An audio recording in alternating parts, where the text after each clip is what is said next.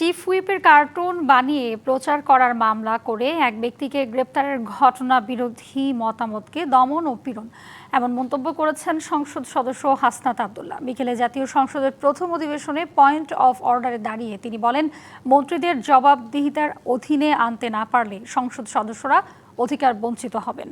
জবাবে chief whip Nurul Islam বলেন, জাতীয় নির্বাচনের আগে ফেক আইডি থেকে দল ও দলীয় নেতাকর্মীদের হয়রানিমূলক পোস্ট নিয়ে জিডি করেছিলেন তিনি।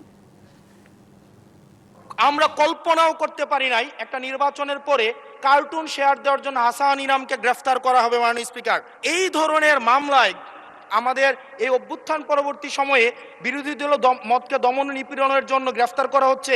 আমার বিরুদ্ধে এবং আমার দলের বিরুদ্ধে, আমাদের নেতাদের বিরুদ্ধে অসংখ্য কুৎসা রটনা হয়েছে।